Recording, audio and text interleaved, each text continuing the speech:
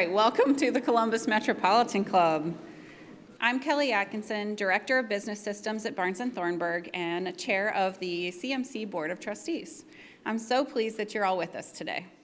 So let's also take a moment to thank the beautiful Grange Insurance Audubon Center for its ongoing support.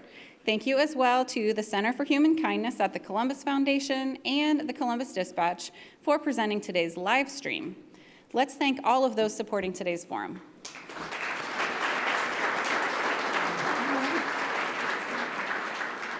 Now for today's forum.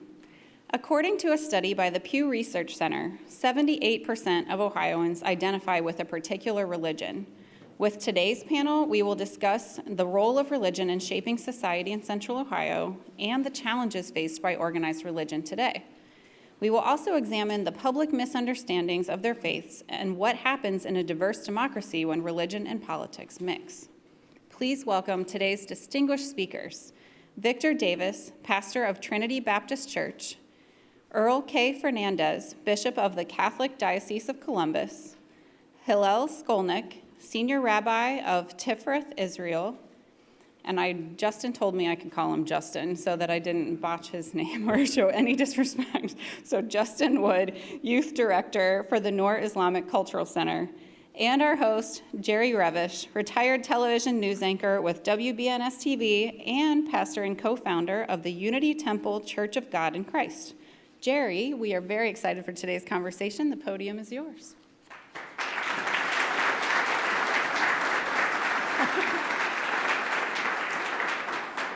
Thank you, Kelly, and good afternoon, everyone.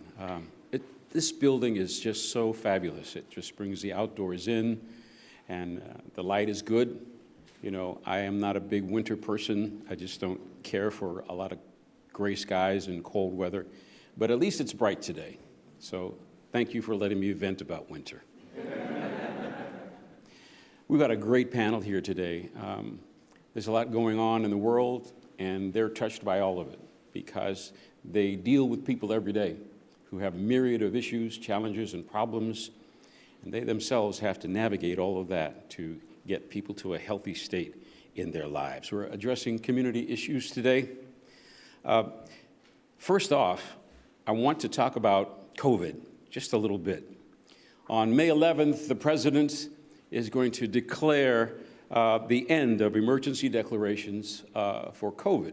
Although we're still living with the residue of COVID, more than 1 million people have died from that pandemic in our country.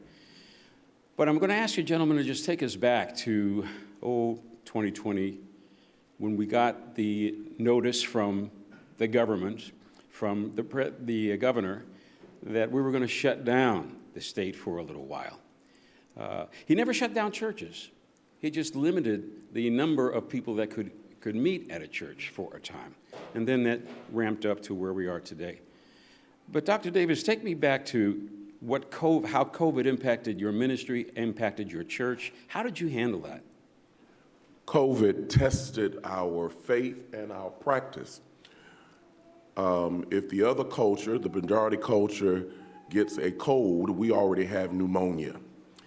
And so for many of us, it challenged us to do ministry in ways that we had not done before, i.e., social media, use of cell phones, texting, programming calls, and connecting. If your church was already not connected, it was very hard to connect. So you had to make sure connection went on. Not to mention the thought of raising funds. Everyone knows that if you're going to do ministry, you need funds. So it pushed us to be creative, and it tested our faith in these moments. Thank you very much. Let me ask the same question to Father here today. How did you make the adjustment? What did you do when COVID struck and shut down everything? Well, at the time, I was a pastor of a parish in Cincinnati, so 3,000 families, 1,160 children in the elementary school, so it was a huge place, and we started to live stream Mass because we couldn't have so many people in the church. We started to make use of the social media. I did a Facebook video every single day of the pandemic for more than a year to keep connected with the parish and parishioners because I'd only arrived there just a few months earlier. So even just to get to know them. We had the parish staff call every single person on our roster just to see how they were doing. So because already we perceived this danger of isolation. Then we had the children, because we had a big elementary school. How do you keep them engaged in school and learning, online learning? Many people would always say, oh, Father, if only I had more time with my family or more time to pray, then everything would be okay. And then they got it and they realized, I don't know how to be with my family. I don't really know how to pray. And so it was equipping them to learn how to be rather than to do, how to value people, how to make use of technology appropriately, but realize that there's a lot more to life than technology and than work. And so that was a great challenge. And then emerging from it was trying to reestablish the bonds of community and that sense of belonging rather than watching everything virtually. Amazing thought there. I'm pulling out of that when you said, I don't know how to be with my family. I don't know how to be with my kids. And you know, we really had more time together with our families than we may have maybe ever had. And so we had to learn how to navigate all of that. And I think we're still learning how to do that in a lot of different ways. Rabbi Skolnik, what was your experience? First of all, thank you so much for having all of us and for welcoming us here this afternoon. It turned out that they should have taught us in rabbinical school a master class on Zoom and how to navigate that opportunity for people to be together. In Jewish tradition, you need to have 10 Jewish adults in order to conduct a worship service in its most complete fashion.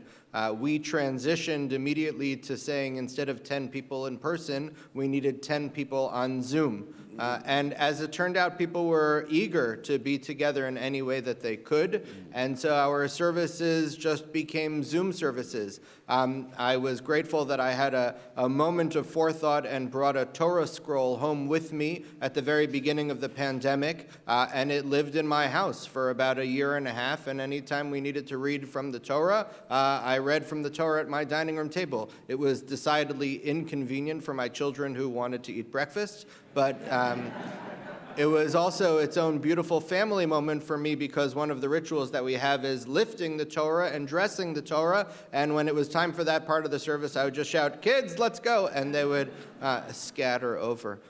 But I echo that challenge of in this time of still living with the remnants of it and people continuing to be sick and hopefully getting better, but people continuing to lose their lives around the world, it is still a challenge to bring people back together in person as well.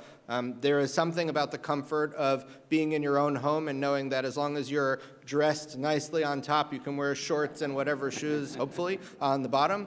And then that challenge of coming out of the house and believing that we can be safe and healthy together again is one that we continue to engage with.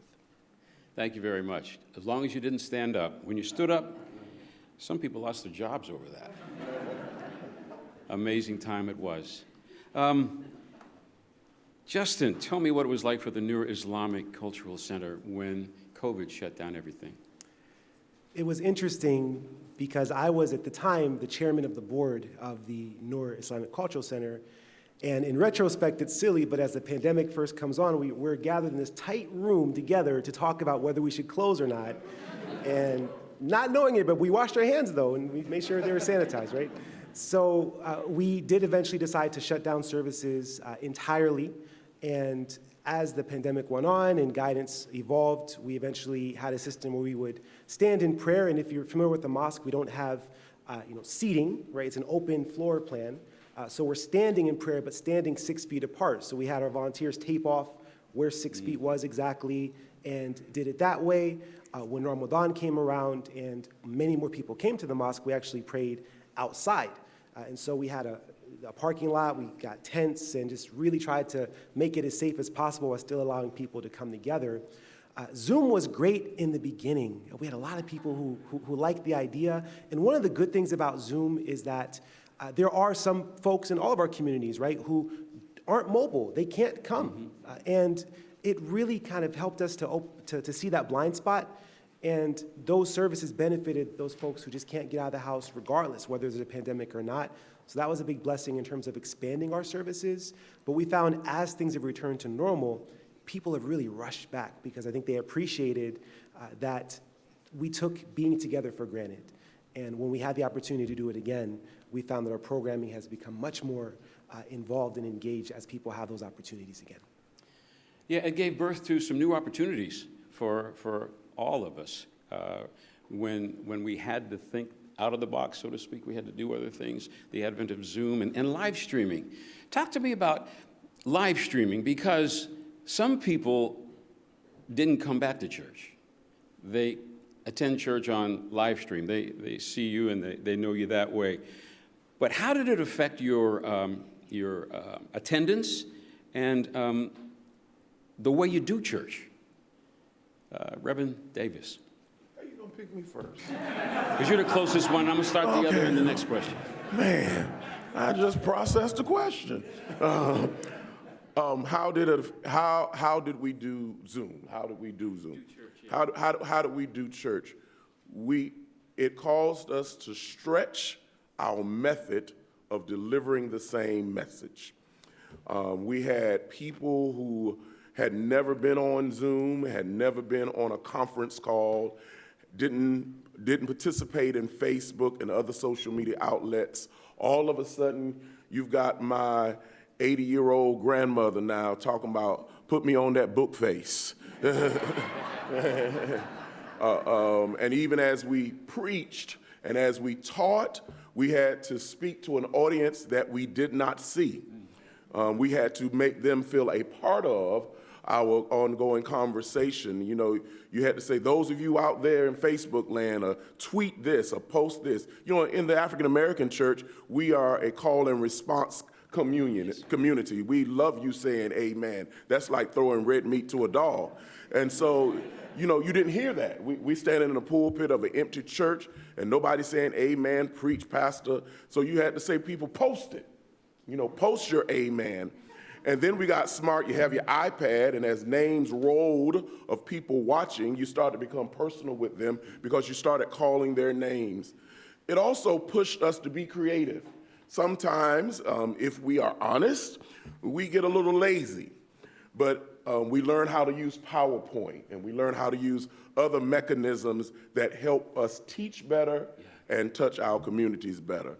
Also help to save our voices, because you know we tune up in our church, but it felt so good to have bodies back in the congregation and people touching and the warmth that we shared. Don't forsake the assembly. That's what the book says. Love yourselves. Bishop Fernandes. So, again, we use live streaming for all our masses and services.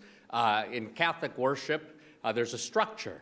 You know, and some of the time you're addressing the people when you're preaching and reading the scriptures. Other times you're addressing God in the Eucharistic prayer. For us, to be in person and to receive Holy Communion, the Eucharist is very important. So to do things virtually, you know, people got dressed up in their Sunday best, so to speak, for the first few weeks. Some families even tried to stand up or kneel down or whatever. And then after about 3 weeks of that, you know, they're on their couch with a cup of coffee watching. And if you're boring, then they switch to a different church service. Maybe even a synagogue. Right. Yeah. But they wanted to be engaged. So again, in-person worship was always the goal for us. Mm-hmm. Yet we still had to nurture people by preaching and to give them a sense of what is it? We're still praying for all of you. We're still remembering all of you. We're still connected, and we're still lifting you up. And so that was very important. And someone before was saying, well, you know, really had the sense of what about those people who live in isolation? And I remember going to hospitals and nursing homes, and they wouldn't let me in the building, and being outside in the snow, saying Mass and having to hand off a pyx with Holy Communion to those on the inside to distribute to the elderly because they were so isolated. So you have the use of technology, yet the goal was always, let's get back together. It also made us swallow our words because, you know, I remember the Sunday prior to, I said the state wasn't going to tell me what to do as a church. You know, the governor didn't have that right. I'm a person of faith. I'm a person of this. And within 7 days, I had to swallow those words because even though I am a person of faith, I believe God gifts people to give us understanding and clarity, and I didn't want to bury anybody as a result of my ignorance. So it tested us in that way, that it made your faith come alive in a different form. Well, similarly, you know, two of my brothers are pulmonary critical care physicians, so I was hearing from them what they were seeing clinically. You know, they would even have to socially distance from their spouses. And I thought to myself, look, I claim to be a Catholic, I claim to be pro-life, how can I preserve human life and yet keep in balance diverse political groups, even within the community of faith, those who say, well, we shouldn't socially distance, we shouldn't submit to this overreach by the government, to those who are like, don't come anywhere near me, don't endanger my life. So there was always a kind of a tension to keep things in balance. Rabbi Skolnik. So we were actually live streaming our services before the beginning of the pandemic for those who were not physically able to join us. I will say I think live stream is a wonderful tool to make spiritual experiences accessible. And I'm so glad that we do it. My challenge with that is in our services, it sometimes ends up being that you're sort of bound by the camera location, and it makes it that much more challenging to do something different or do something creative without disrupting the experience of those who are watching virtually, which is an important constituency to care for and to guide them spiritually and to nurture their needs, but at the same time to balance that with creating an experience for those who are in the room is an interesting challenge. The other thing I would just say about Zoom, that while it was a wonderful gift to us, it also created a new way for those who we wouldn't want to be part of our spiritual experience to also join us. We had many experiences of Zoom intruders who would come into our Zoom room and start putting up pictures of all kinds of things and saying all kinds of awful things. And I will share the first few times that it happened, it was an awful shock to the system and really made people very nervous and concerned. By the time it happened for the 15th or 20th time, everybody had sort of figured out to just wait and be patient, and we had figured out, you mute everybody, you kick this one out of the room and that one out of the room, you wait 30 seconds, and then you can go on. But even in the times of the pandemic, it reminded us of that in all of our spiritual lives, there are those who look to support us, and there are those who look to do quite the opposite. Thank you. Justin. So we learned about Zoom passwords pretty early on. Yeah. For that very reason, right? Yes, we found that streaming services, we did do that. To the point that was made earlier, standing in an empty room, there's just a different energy. And you missed a lot of that, just even though in our services, we tend to have the congregants listening silently, but there's just a different vibe. Just look at us today, right? And shout out to all of you watching us on social media. We appreciate it, right? But there's a different vibe in the room, right? There's just something that in our human nature that we want to come together and congregate. For the services that we did in the mosque, there's actually an allowance, even for incidents back in the time of the Prophet Muhammad, when it would be raining, for example, heavily, the call to prayer that you may have heard 5 times a day, there's a call to prayer that's typically given. It would be altered, and the caller would say, pray at home, to let people know you don't need to endanger yourselves to come to the service because your health and well-being is paramount. And so this was a very extended pray in your homes kind of situation. And Zoom certainly was helpful. I think we still do some things with Zoom. It really did accelerate our acceptance of technology. But there's nothing like being together, and we really appreciate that we're able to do that again. Thank you. It also helped us adjust our services. We discovered there's a whole lot we were doing that we didn't need to do in the service, in the line of service. Now, I know that wasn't your case, but it took out a whole lot of stuff that just took up time, because we discovered that when somebody watches you via streaming, you've got a good 15 seconds to captivate them, or they're going somewhere else. And so you have conversation with your loved ones after church on Sunday. They said, well, how was church? They said, well, I went to the Catholic service, I went to the Jewish service, I went to the Muslim service, I went to all these services. You say, what did I get? I don't know what they preached about, but they all were good. And so I definitely have some congregants congregants who wished I'd come to that conclusion. Let's move on to another little topic that we want to move on to, politics and religion. They aren't as separate as they once were. Right now, the country is seeing a rise in what's called Christian nationalism, where some believe Christianity should be the guiding force in government. Can that idea coexist in a diverse and tolerant democracy where so many other religions are practiced? Rabbi? I had an answer. It's a tremendously important question. I lived in Orlando for 7 years before I lived here in Columbus, before I moved to my current congregation. And we had a much different split of people on different sides of the political aisle than is true of my congregation here in Columbus. And I became adept at the idea of making a point without having to say it specifically. To use the words of the 5 books of Moses, of the Torah, or a reading from the prophets for that day, to make a point about the people that we are and the morals by which we should live, which was applicable to something that was going on in our city or state or country or, in fact, the world, without having to hammer people over the head with the idea. What that did was allow me to preach about particular social issues and political issues, but offering a message that was true for everyone, even if some people took it to mean one thing and some people took it to mean what I wanted it to mean for myself.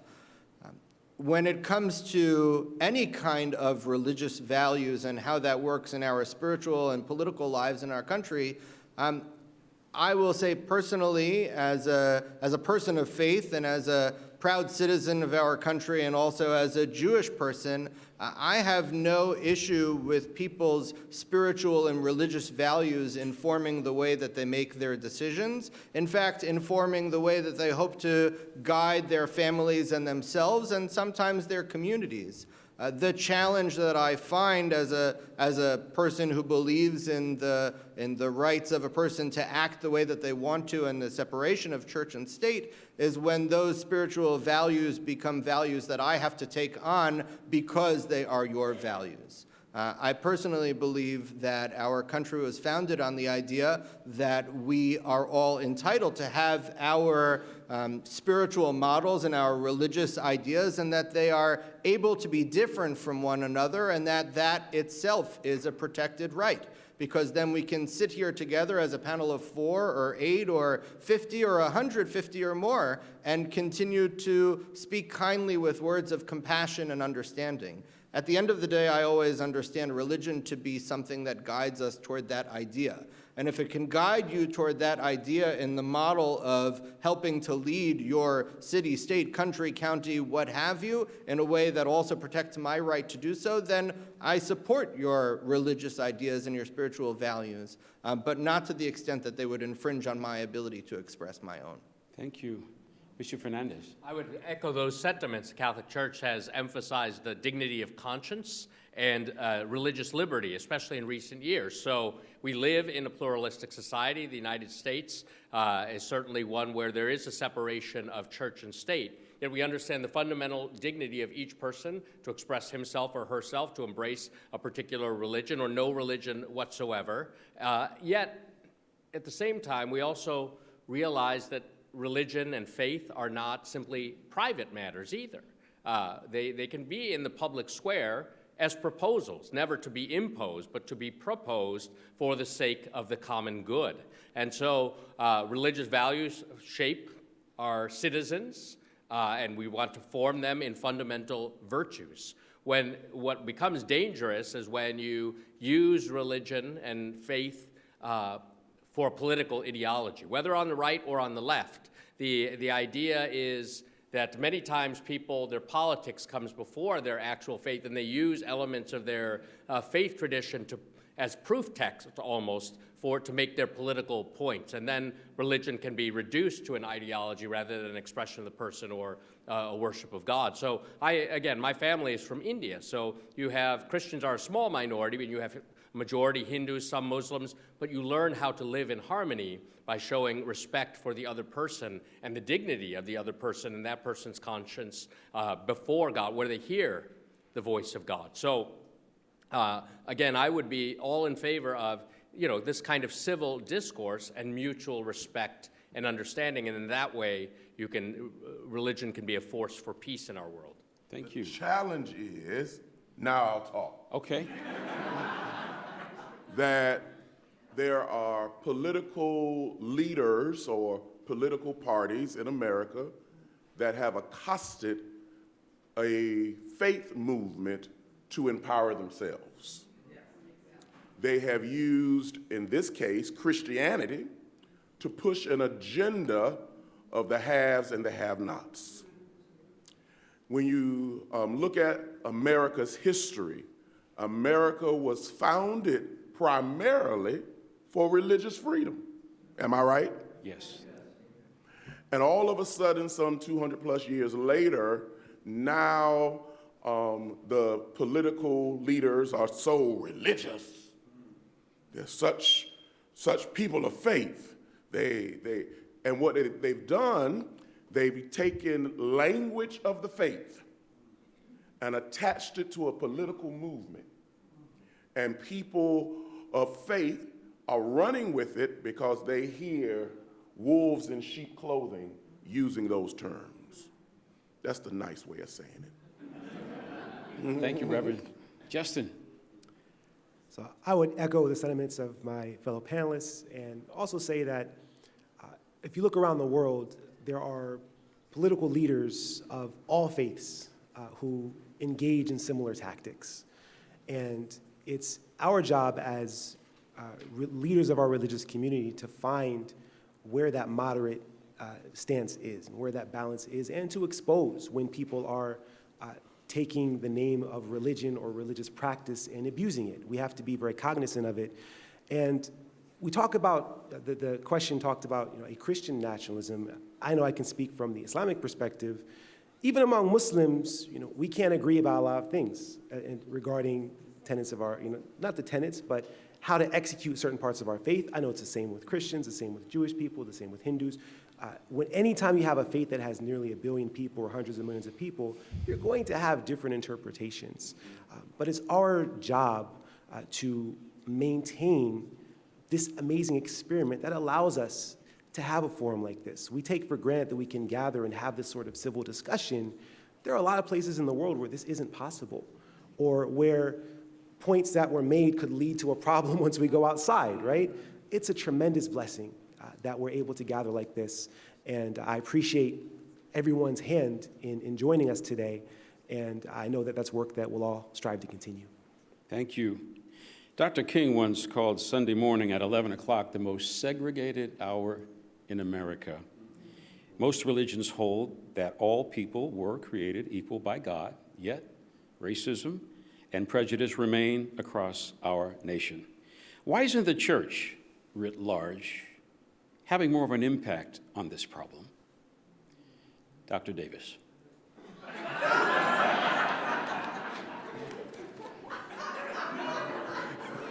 I'll come back to you if you would prefer. Well, first of all, let's say that if Dr. King was living today, because of COVID and what COVID has done to the church and to our faith community, I should say, we cannot say that 11 o'clock is the most racially divided time in America anymore. Most of us have one service, and then we watch it several times at whatever time it is. We also know that now there is an influx of diverse congregations that are growing rapidly as a result of intermarrying races, and even in cultures where these families are going to churches where they feel more comfortable because of their diversity in their faith, in their lives. What do I say? What is for me? It is not that the church has not. For me, we would not have the rights that we do have as African Americans if it were not for the church. The movement, when we say the movement, the civil rights movement of the 50s, the 60s, and the 70s, even the consciousness of America by dealing with the incensous attacks of policemen on young men's lives is raised by a preacher.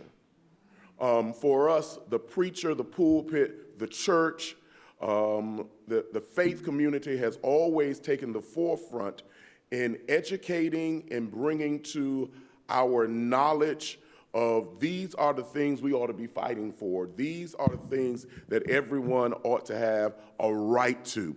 That all of us, if we just take care of the golden rule, do unto others as you have them do unto you, that the whole place will be better. But so for me, I can't say that the church has not. The church has always, let me say it again, has always been in the forefront of being the conscience of America and calling them to task. Thank you. We're going to move on now to some specific questions for each of our panelists here, and hopefully we'll be able to get them all in. This one for Rabbi Skolnik. To what do you attribute the rise of anti-Semitism in America? How big of a problem is it across central Ohio? And what's been your advice to Jewish families on how to deal with it when their children are exposed to this kind of prejudice? So for the record, that was 3 questions, so I'd like to pass at least one of them to Dr. Davis. No, Rabbi, you got that one. You got it. Take it, Rabbi. I think Central Ohio is emblematic of the entire United States, unfortunately, and in many ways reflective across the globe of the rise in acts of anti-Semitism. I alluded to before the fact that the pandemic gave an opportunity for those acts to rise even further through perpetrating Zoom intruders and things like that. Why is it happening? I think it's a very complicated question that we could spend a long session on with just me talking, and I don't want to do that. I get to talk enough in my synagogue as it is. But I think it has to do with fear that is used as a language in this country in particular to motivate people, to make them instead of being introspective and considering ways that they can change themselves, to say, here's a person who's to blame for your problems, and to use that as a tactic, whether it's spiritual or political or psychological or what have you, but to use that as a way of saying, cast your problems over there and let's unite around dislike for someone else, as opposed to uniting around common ideas like caring for the stranger or being kind to one another, or acts of charity and loving kindness, which could help us as a community. I don't think that the Jewish community is unique in its position as a place that people go to express that fear and that hatred. There are horrific acts perpetrated of all people of faith, including, though, very much so the Jewish community. What I say to members of our congregation who notice that we have to have police officers and armed security guards is that I wish it weren't the case. I wish we could continue to have those people be employed, because I don't want to take away their livelihood, but I wish that we could use the money that we have to spend on security to spend on outreach and to spend on programs and to spend on dialogue with people who may not look like us or think like us, but are humans as well. And I wish that we could do that, but I also want us to continue to be alive and to continue to be able to preach that message. I tell them that we take safety and security at the synagogue very seriously, and I hope to God that one day the day will come when we can take it seriously, but it can be expressed in a different fashion. And I would add to that, we as Catholics consider the Jewish people to be our elder brothers in the faith, but I think one of the things that happens is we forget. When I was a child, my father had us watch a documentary called The Memory of the Camps. And we can never forget. And I think our educational system really needs to raise an awareness of what actually happened in the 20th century so that it never happens again, that the dignity of each and every person is always remembered. My brother is a physician, but also an ethicist, and so he teaches a course on medicine and the Holocaust. And so we need to help people never to forget. And at the same time, as leaders of the faith community, we cannot allow our religion to be co-opted by fundamentalism that seeks to destroy others. It says in the Christian scriptures, perfect love casts out all fear. Unless you meet someone, unless you encounter them fundamentally, you can't really get to know them. But once you meet somebody, then you can begin to say, this person, I have more in common with them in my humanity, and I can begin to love them as a brother or as a sister. Thank you so much. We're going to be moving to questions from our live stream and in-person audiences in just a few minutes. If you have a question, we want you to step to the mic there, and we are going to take that. But as we get ready to, and if you're watching online, please type your question into the chat box before we take on the audience questions. I have one final question for our panel today. A growing number of people, especially young people, have stopped having any affiliation with organized religion. What's causing this alienation, and what will it take to win them back? Justin? So as the youth director of the Noor Islamic Cultural Center, this is really one of our primary missions, is to determine what the cause is. And what we found is a few things. One is that in families where the child is empowered, is engaged on an intellectual level, is able to express questions and ask why, and to be curious about their faith, we tend to see those children develop autonomy and an attachment to their faith. And we do have some families who, for lack of a better term, just really force certain things on their kids. And we find that that's not sustainable. And so for us, it's really, a lot of our work is around educating parents on how to navigate the landscape. Now, for Muslims, it's a bit unique because we're already a minority, within a minority oftentimes. So we have a lot of people in our congregation who are immigrants, first generation, second generation, third generation, from different parts of the world.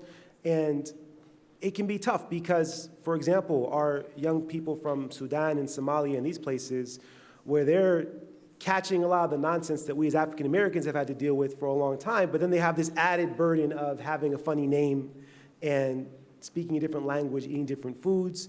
And then you put all that together, and then you have a different religion now, and it can really become something where to build confidence in a young person like that can be tough. It can be challenging. But at the same time, what I've found is that the alternative, the mindless scrolling on social media, again, shout out to our audience, not you, but other people, this isn't mindless, right? But the mindless scrolling on social media, TikTok, Instagram, and a lot of the things that we've seen the studies, right?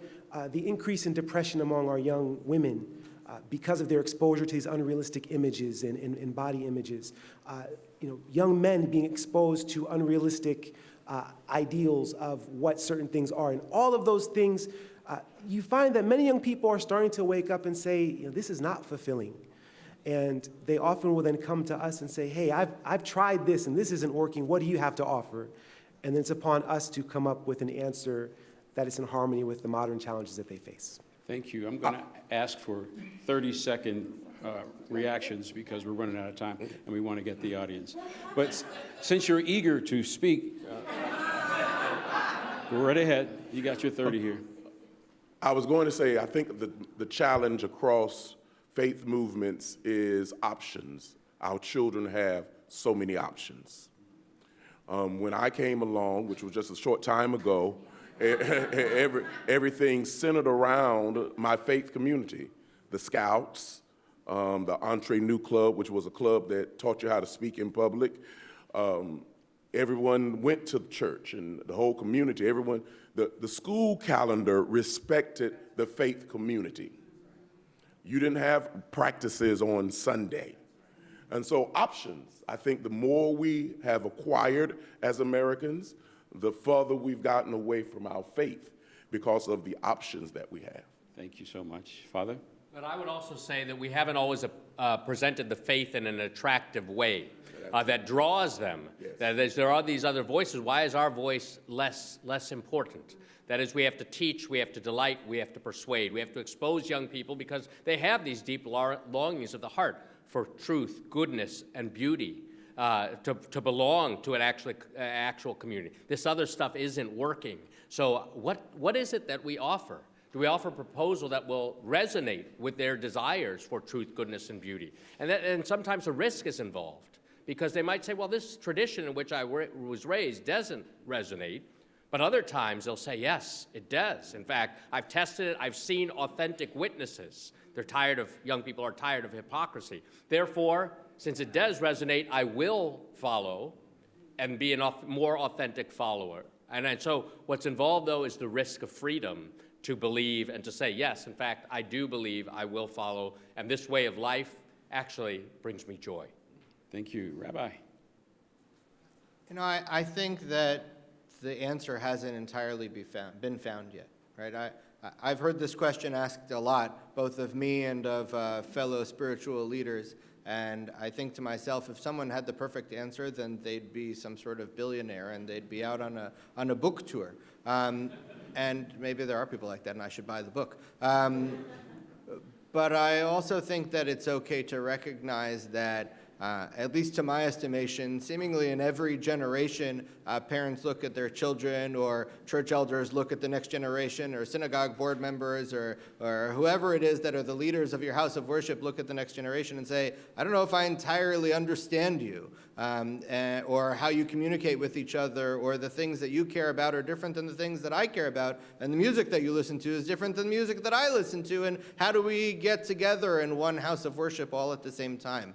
It's not a new challenge, and yet it requires patience and I think a lot of elements of faith, that these things have ebbs and flows. And it's not that we can sit on our laurels and just wait around for people to come back, because I think they'll be gone forever, but also to recognize that, as was just said, a little bit of freedom and a little bit of faith goes a long way. Thank you all. Lenny Cuthbert with CMC is curating questions from today's live stream audience. For those of you in person, please join her at the mic. And out of respect to others, please keep your questions brief. Lanny, what you get online? Diane Peters from Surrendered Music, LLC asks, how can we care about each other? Sometimes it seems to me as if something happens to someone in one faith and the other faiths tend not to care as long as it doesn't affect them. Unless, of course, it's something really big, like the earthquake in Turkey and Syria, and then everybody joins in because multiple faiths are affected. Why does this support go away until the next big horrible thing? We're selfish. No big answer. We're selfish people. We are human. We are flawed. We are cracked. We are earthen vessels with flaws.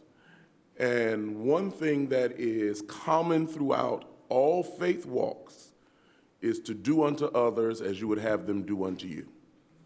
And if we would live that out, we would have one of the greatest cultures and environments that we would ever live in. Yet we also do see pockets of generosity. Like I spent a lot of my life with Mother Teresa's sisters, right? And they are sometimes in countries like Yemen or even in India where Christians are a small minority, yet they go out to the poorest of the poor and they serve them. Again, it's about remembering that this is my brother or sister who is in need, and it's about not being selfish. Love does not seek its own interest. It seeks the good of the other. And so I think that's what we have to constantly recall to our minds, the call to love. First of all, hi, Diane, who's a member of my congregation. You paid her, didn't you? You paid her. You paid her to ask a question. I paid her to ask you a question.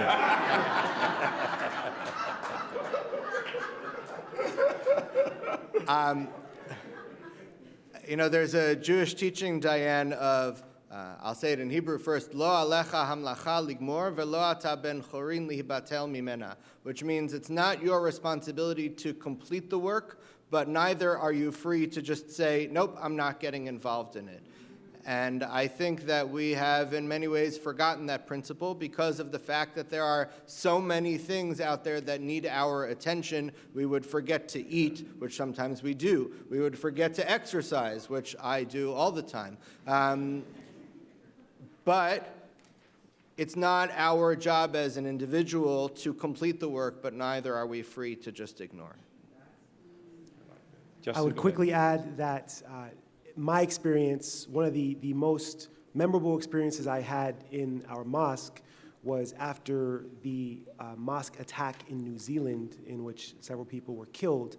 And a church group, the kids got together and wrote notes saying, "We love you, you're our neighbor, we're here for you," and just this huge card with all these kids' notes and drawings and things like that. We had it displayed in the mosque for a long time, and that's more of what I see, thankfully. I know we tend to think that we're at each other all the time, but more often than not, yes, we get the hate and things like that, but overwhelmingly, at least here in Central Ohio, I found our partners and our neighbors to be very supportive in those cases. So I'm very grateful for that. Thank you. Sir, your question, identify yourself. I'm Bill Wayhoff of Steptoe and Johnson PLC, and thank you so much for everybody being here. We were in a Central American country over the holidays in which the auxiliary bishop of the diocese had been jailed for speaking out against the way the government was treating its citizens.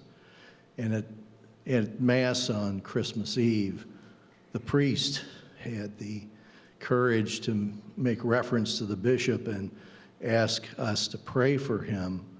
And the government regularly sends people in to record services, and then they take action based upon political statements. My question is, what can we, as faith communities, and even what should our country be doing to promote religious liberty throughout the world? Thank you. Who wants to tackle that question? I mean, I'll go first because, in fact, when I was in Rome, I was with another auxiliary bishop from the same diocese who was wondering, will I even be able to go back home? And so the Catholic Church speaks out regularly in favor of religious liberty, but this type of oppression is not new to us. The experiences of the last century also taught us a lot with the Iron Curtain and how many people were persecuted. Yet it raised an awareness. I grew up in Toledo, so we had Poles, Hungarians, and Slovaks who suffered, and then we knew people whose relatives were suffering. But we also realized, and Pope John Paul II helped us to understand the virtue of solidarity, to recognize we're in solidarity with those who suffer, to work with political leaders to try to get some things done to gain greater freedom, to not let people forget again about their responsibility toward their brothers and sisters, so that politically, from the pulpit, all of these things can come together to promote the common good, because it's of our basic nature to want to be able to worship God in spirit and in truth. And so to deny a person that right is truly an attack on the person himself and is an attack on all of us. And so I think we need to constantly persist in reawakening the consciences of our political leaders as well as our community leaders. Thank you. Sir, your question.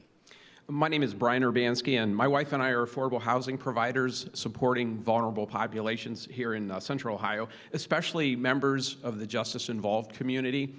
And housing insecurity and homelessness impacts followers of all faiths and all religions. And I'd like to hear about any programs or initiatives your churches and temples have implemented to address the housing challenges of your congregations, especially since the advent of COVID. Very good. Who wants to go first? Rabbi. I can jump on that. Sure. So thank you for the question. From the Islamic perspective, one of the pillars of our faith is called zakat, and it is an obligatory 2.5% of our wealth that we donate once we reach a certain threshold of savings. And that money is something that's given for those sorts of issues when you have someone that is poor, that is in need. And housing is a great part of that. And so we have everything from certainly rent assistance programs to help people who are in short-term need. And then on the long-term scale, skill building, IT programs, job services, things like that. We have an organization called Muslim Family Services. I know my panel here has similar organizations that we've partnered with them to direct folks who are in need in that regard. It's certainly on our radar. It's certainly something that we work at, but there's the need vastly outstrips our resources as a community, but thankfully we have a lot of partners that we're working with in that direction. Presently, the congregation of Trinity Baptist Church is in partnership with National Church Residences. National Church Residences is the largest provider of senior housing in America. And in our effort to provide housing in our community, we're partnering with them to build a senior housing community. Many of our faith denominations have land. They have land that's dormant. And so I would encourage them to partner with agencies and organizations that they can provide housing for seniors or multi-income housing, develop programs of partnership with agencies where we can help people not only live below income or at income, but also become homeowners. And so that's what our congregation is doing. Well, and Monsignor Joe Hendricks is here in the middle of the room, and he's helped establish a Seton Housing Project throughout our 23 counties to make affordable housing available, not just to Catholics, but to all kinds of people. And so that's one effort. The Catholic Social Services helps people, St. Vincent de Paul Society. And again, long-term, it's about job training and stabilization. One of the long-term impacts of the pandemic is you lose your job, you lose your house. It creates the conditions of instability, which then harms the family, harms the individual. And so we're still recovering from the pandemic, but there are many things that the Catholic Church in North Central Ohio does to help address homelessness. The only thing that I would add is our synagogue was one of the founding members of the Bread organization here in Central Ohio, which does a lot of important work in this particular area, trying to work on a communal level, city and county-wide, to build more affordable housing, particularly for those who are earning only $30,000 a year, which if you work a $15 an hour job, that's the threshold that you reach. And there is an unbelievable lack of affordable housing in that area. That is a good place and a wonderful organization to reach out to, and happy to talk to you afterwards as well. Thank you so much. We have time for one more question.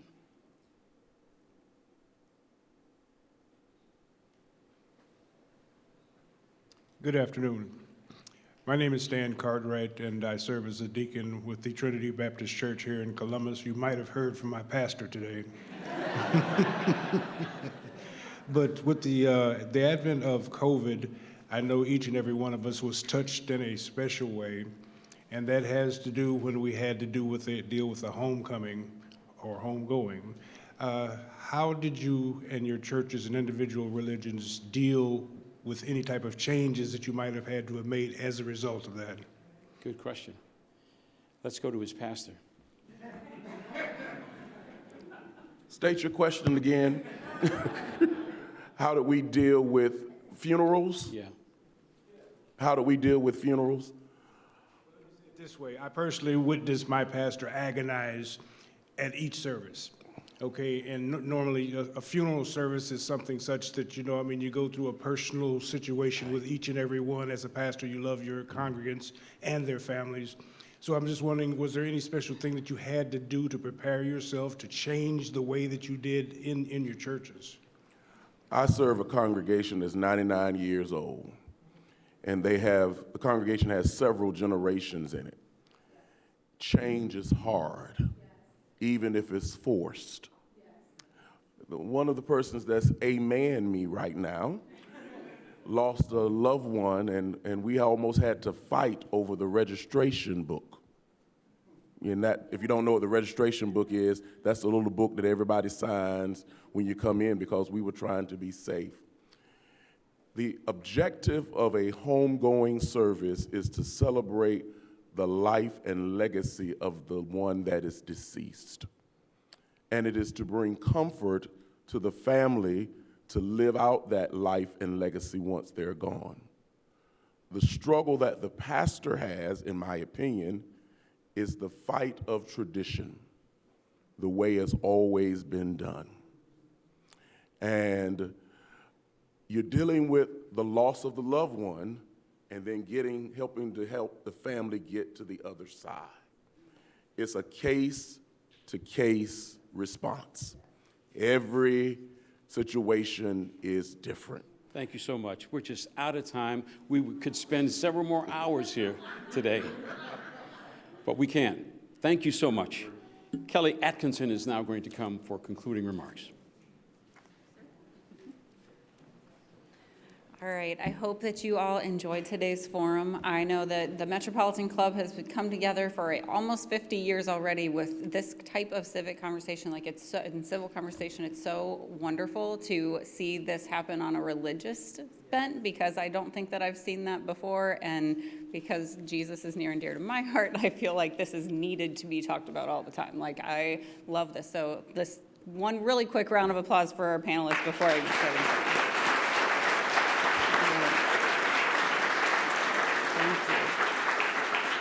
And we also want to thank the Grange Insurance Audubon Center for its support for today's forum, our virtual seat patrons as well, and to the Center for Human Kindness at the Columbus Foundation and the Columbus Dispatch for supporting today's live stream. And very special appreciation to today's speakers, Victor Davis, Earl Fernandes, Hillel Skolnik, Abdurrahman Justin Wood, and our host, Jerry Revish. And I also just want to say to you all, like, take your forum flyers home, like, make sure that you just, like, note all the people that you met today and connect with them later, because we all know that we should continue the conversation even past this room, and make plans now to attend next Wednesday's forum here at the Grange Insurance Audubon Center. We will take to the stars for a forum with the new Star Labs space station planned for Ohio State with our host, the one and only Dr. Frederick Bertley from COSI.